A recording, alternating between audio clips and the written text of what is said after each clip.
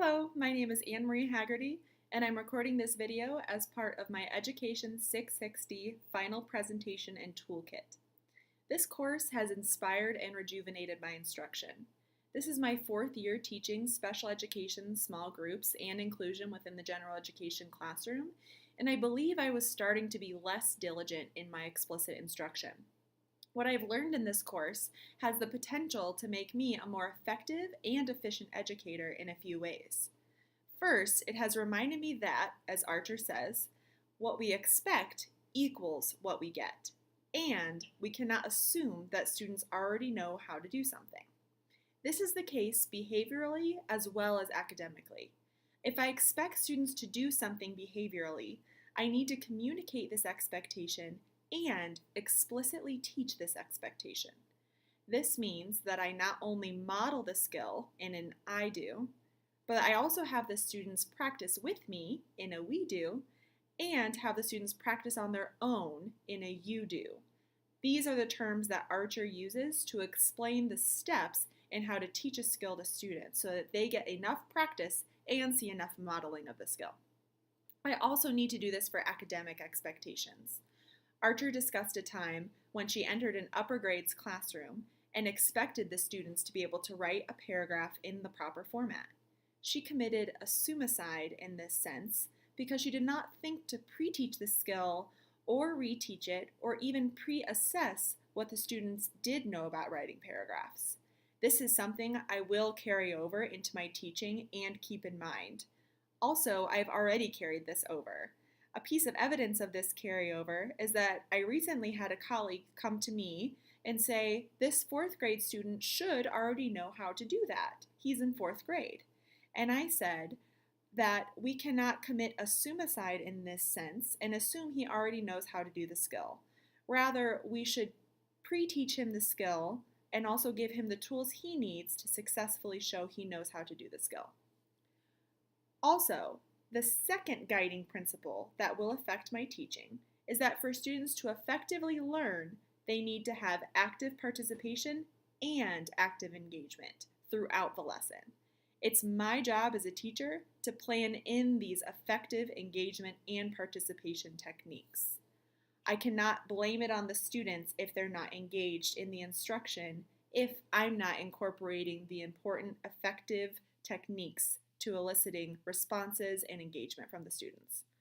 Some of the techniques from my toolkit that I'll be sure to use are the partner activities. First, however, I will need to better teach partner activity expectations to my students. Again, I cannot assume they already know how to participate with their partners. At the beginning of this school year, I did assume that my 3rd, 4th, and 5th grade students that I teach already knew how to participate with their partners. When I told them, turn to your partner and discuss this prompt, I had students who were off task and not engaged in the prompt at hand. However, I had not taught them the strategy of look, lean, and whisper to help them learn how to actively participate with their partner in an effective way. One of the partner techniques that I discussed in my toolkit is the partner repeated reading strategy. This is something that Archer talks about as a way to help students not only stay engaged in what they're reading or what their partner is reading, but also to learn how to monitor a partner and monitor one's own self. I changed the expectation of this strategy, however, as in Archer's idea, she said that the student who is not reading should circle the miscues or the errors that the student makes while reading. However, with my 3rd, 4th, and 5th grade students, I prefer that they focus on a comprehension skill and circle keywords or important facts and then discuss that with their partner after the partner's done reading. I look forward to using this even more with my students. Another active participation strategy was one that I ended up implementing every day in my reading instruction. This was having the students first whisper read the section of the passage, and then our group would choral read the passage or section together before I would call on a volunteer to read the various sections. However, I realized that I was not actually improving the reading of the students who most needed improvement. By having everyone choral read and follow along, The students who are struggling and the ones who are doing well are getting the same amount of that important reading practice. Now that I've discussed what we expect equals what we get and active participation and engagement, I'd like to discuss the third guiding principle that I believe will continue improving my instruction. The third element is practice. Practice is discussed in great detail by Archer and Hughes in their text, and I believe that I now have a better grasp on the three types of practice.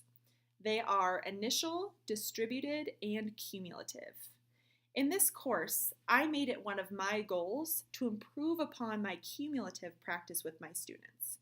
I did this in a very specific way. I would have a post-it on the table when the students would come into group, and then I would have a practice problem or question up on the board.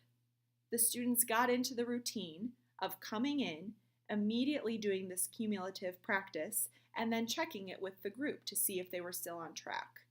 Again, I did still have to explicitly teach this routine to my students to be sure that they knew how to come in, grab a pencil, find their post-it, and quickly do the problem or respond to the question that was on the board.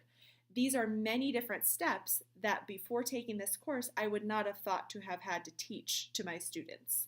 However, now I know I cannot assume they know how to come in and immediately do this. My evidence of this strategy working was that I noticed they were better carrying over their skills from day to day and lesson to lesson. Once they got into this instructional routine, they had more success with the actual academic task.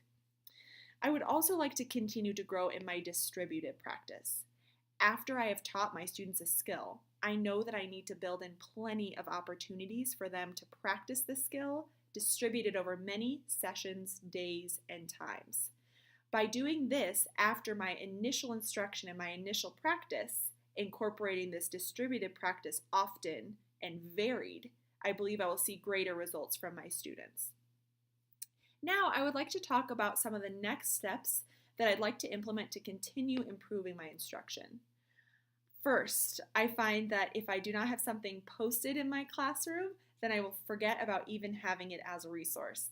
Therefore, I will keep the posters that I created in this course posted in my classroom to reference while I'm teaching. One of these posters is the elements of explicit instruction, and I find that if I did not have that posted in my classroom, I don't believe that I would remember all of those elements and be able to use them day to day. Another next step is I would like to continue writing my active engagement and participation strategies into my lesson plans. Again, if I am in the moment while I'm teaching, I will forget to use these strategies. I'm hoping that incorporating all of the active participation and engagement strategies will help me avoid more of those missed opportunities that Archer discusses. One of the ways that I'm going to do this is I'd like to incorporate writing in choral response, echo reading, and individual responses, partner responses into my lesson plans. By doing this, I think that I will have more varied engagement opportunities for my students and not rely on calling on a volunteer through an individual response, which I know is a missed opportunity that I committed often in the past. I would also like to try the pause strategy. Archer cites this strategy as a way to help many different students by pausing the lecturing or instruction for students to process and digest the new information with a peer for about 2 minutes. She said that this was a proven way to help students retain the new information and also rehearse the new information that they're learning. I believe this would also be helpful for my English language learners. My students who are learning English as a second language benefit greatly from getting to talk about what they're learning. Also, I could use this time to discover some misconceptions the students may have and clarify these before it gets too late. I would also like to continue recording myself teaching. The more I watch myself, evaluate myself, and encourage others to come in and give me feedback on my instruction, the more I believe my instruction will improve, and the more I believe those missed opportunities will decrease. I believe that incorporating these strategies and keeping my toolkit at hand will help me continue to grow as an educator and continue to help my students grow as learners and successful students in school and in life.